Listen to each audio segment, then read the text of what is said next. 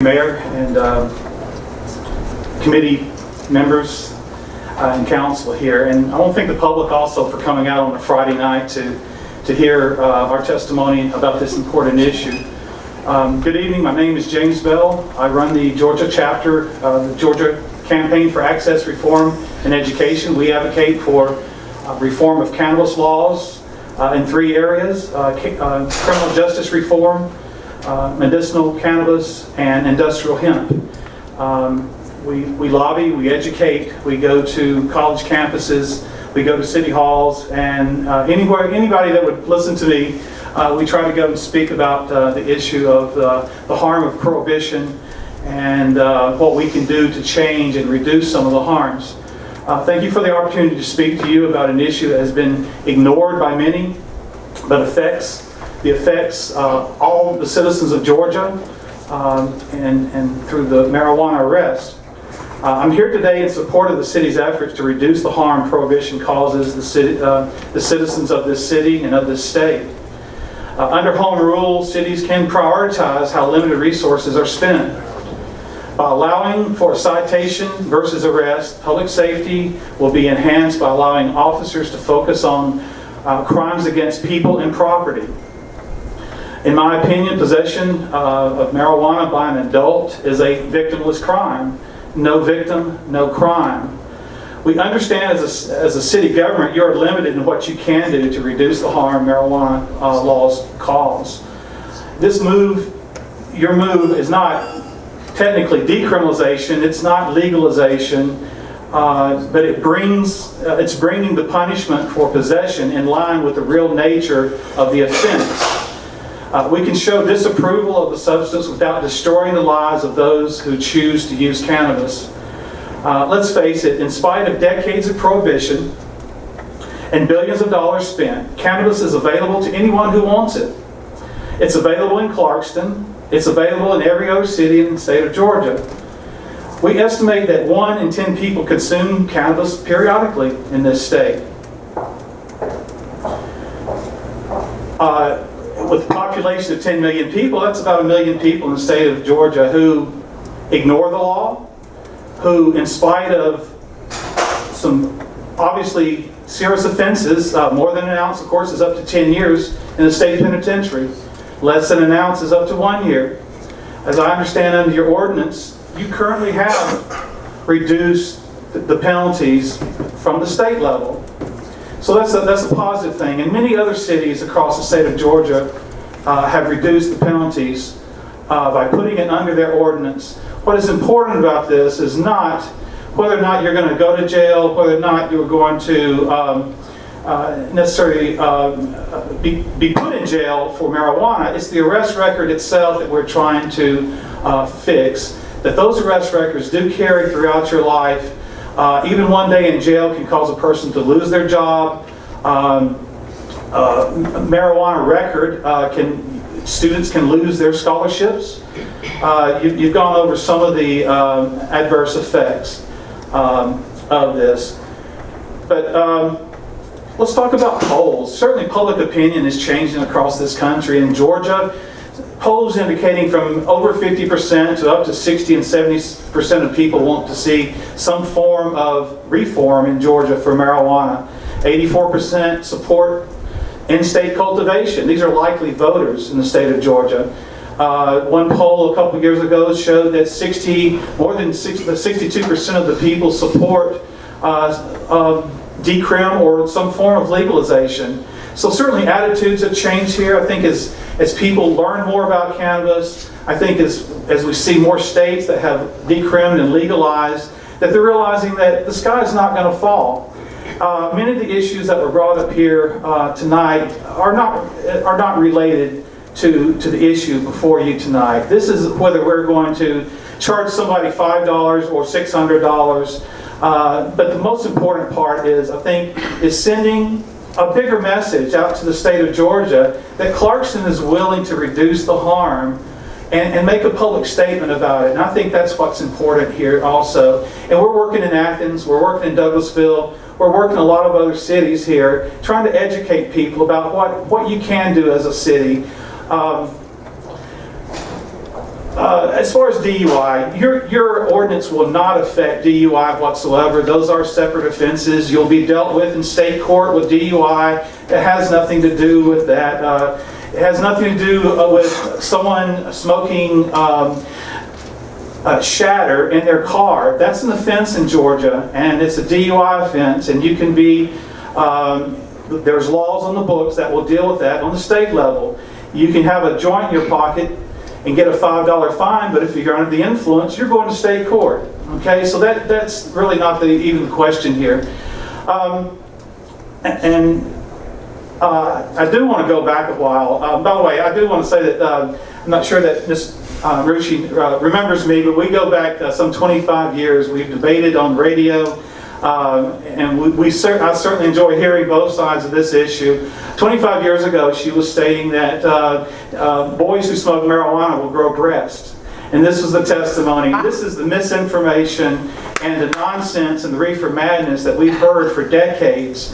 And this is what has been taught to many children. This is what has been taught. And when we tell kids and we lie to children about the real effects, I'm not here standing before you saying there are no harmful effects to marijuana. The point is, how do we deal with it? Do we deal with it as a criminal justice matter, or we deal with it as a health matter or an educational matter? We've dealt with it. Tobacco is just as legal today as it was 40 years ago, but certainly tobacco use is declining because we have, in ways, stigmatized it. We're not arresting people for it. We're not holding criminal records over their head to try to force people to behave. Frankly, it's none of our business what our neighbor does as long as they're not harming us. If they get behind the wheel of a car, they're affecting us and they're affecting everybody around us. This does not deal with children. It's still against the law to possess or to sell or give children marijuana. This doesn't affect that in any way. I just want to leave you with a thought here, and I am open to questions. But I go back a ways in looking at a former president, Jimmy Carter, once said, just 7 years after really the war on drugs began with Richard Nixon, he stood up before the American people and said, marijuana continues to be an emotional and controversial issue. For 4 decades, efforts to discourage its use with stringent laws have still not been successful. More than 40 million Americans, this is 1977, more than 45 million Americans have tried marijuana, and an estimated 11 million are regular users of the drug itself. And regular users. Penalties against possession of a drug should not be more damaging to the individual than the use of the drug itself. I'm going to repeat that. The penalties against the penalties against possession of a drug should not be more damaging to the individual than the use of the drug itself. Where it is, they should be changed. Nowhere is it more clear than in the laws against possession of marijuana and for private use. We can and should continue to discourage the use of marijuana, but this can be done without defining the smoker as a criminal. States which have already removed criminal penalties for marijuana use, like Oregon and California, have not noted any sufficient increase in marijuana smoking. The National Commission on Marijuana and Drug Abuse concluded 5 years ago, from 1977, that marijuana should be decriminalized. I believe, President Carter believes, it is time to implement these basic recommendations. Therefore, I support legislation amending federal law to eliminate the federal penalties against the possession of up to 1 ounce of marijuana. Ladies and gentlemen, I submit to you that these words were true in 1977 and they're true in 2016. A couple of other issues about mental illness. I don't think there's any evidence to show that marijuana causes mental illness. I think we could actually show that marijuana has actually helped a lot of people with mental illness dealing with their problems.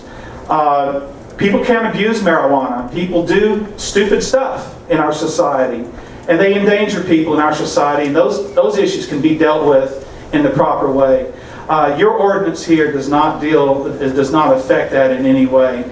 So we commend you on what you're doing, And we look forward to helping in any way move this effort forward, not only in Clarkston, but in every other city in the state of Georgia. And what we want to send a message to our legislator, ultimately it's up to them to change these laws. And we're going to work to change these laws on the state level to where the cities will not even have to deal with these issues. But just think about the impact of limiting the resources. Yes, in this city, perhaps nobody goes to jail. But that arrest record, if it's dealt with on the state court, certainly is detrimental in many ways. By keeping it under the city code, we can deal with it. We can still discourage the use of it. This is not somehow that if you charge, there's no difference in a $5 fine and a $500 fine here, other than whether or not you can pay it. And I tell you, if you are on probation and you can't pay your fine, you're going to stay on probation until that fine's paid off. And it's just more opportunities to have more contact. And I must admit, somebody who's caught, and just not necessarily in the car, it could be on the street or sitting on your couch. Somebody who's caught more than once or twice, more than a couple times with marijuana, 2 or 3 times, there's probably an issue there. Why are you having so much contact? And of course, we talked about the racial disparity in the arrests all across this state. DeKalb County certainly, I think it was mentioned, that 5 times more likely for a black person to be arrested than a white person. The answer is not to arrest more white people. The answer is to stop arresting so many people. And let's be fair about this. We can discourage marijuana use without considering people criminals. Amen. One comment about people trust our government. I think that was, I had to chuckle about that. I think there are people that do not trust our government, and they are very skeptical of what goes on in our government. And certainly what's happening here tonight is certainly refreshing, and it's a bit of fresh air and a bit of truth that I think our public needs to hear. So thank you very much. Any questions? Yeah. So you mentioned the views, just the public perception on marijuana, and I think, the earlier presentation, I don't think you showed it, but I got in the handout here, the views of legalizing marijuana from 1969 to 2013, sort of, went inverse almost. And do you just have an opinion on why in the 70s, or even when Jimmy Carter was saying this, that so many people had an unfavorable view of marijuana use, and how come now it's been flipped around? I do, and I think it came from the top down. When our president is standing in front of the public sniffing packages of marijuana, saying it's the scourge of the earth. He did? That's what Richard Nixon did. He stood there and sniffed for the media, sniffed marijuana and said, this is going to end. Of course, in his day it was admitted they were targeting hippies and black people and trying to control the dissent amongst the public. But we've had decades of misinformation, reefer madness, these DARE programs that taught a lot of, the DARE program was a huge failure, and a lot of schools, a lot of jurisdictions have pulled out of that program because it was engaging in a lot of misinformation. And we just got to be straightforward and truthful about, comparing alcohol and tobacco to marijuana. It was mentioned we dealt with prohibition, alcohol prohibition. We did that for about 13 years and realized that that prohibition was doing more harm to our society than the drug itself. And we deal with issues of alcohol and tobacco every day. We got hundreds of thousands of people dying from alcohol and tobacco. I don't think any evidence can show that people die from intoxication or from marijuana. Certainly people do stupid stuff and they end up getting too high and doing stuff that may hurt themselves or others.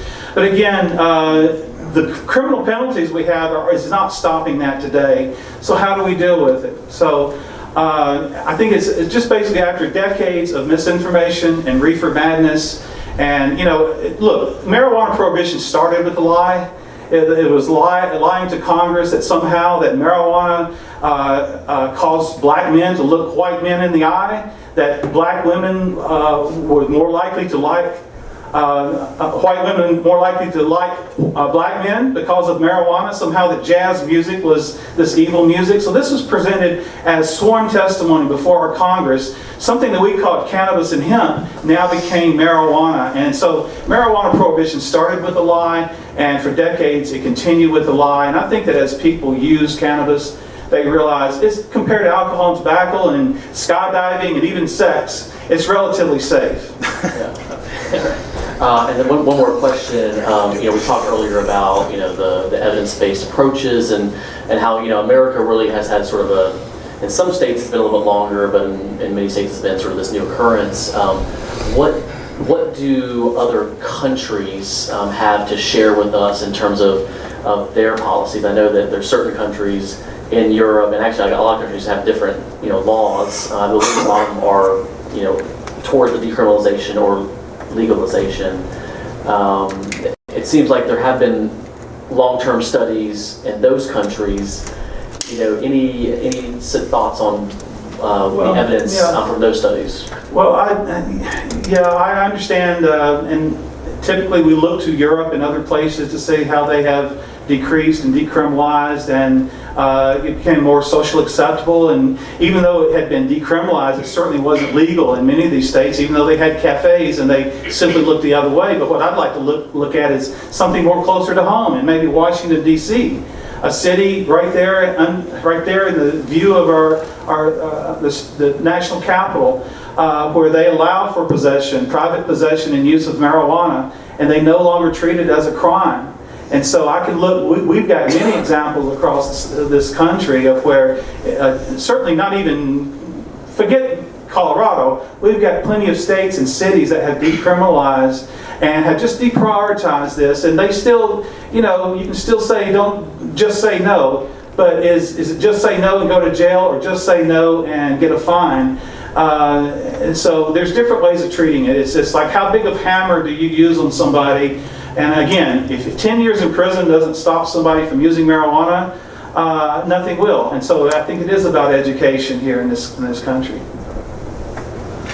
Okay. Any other questions?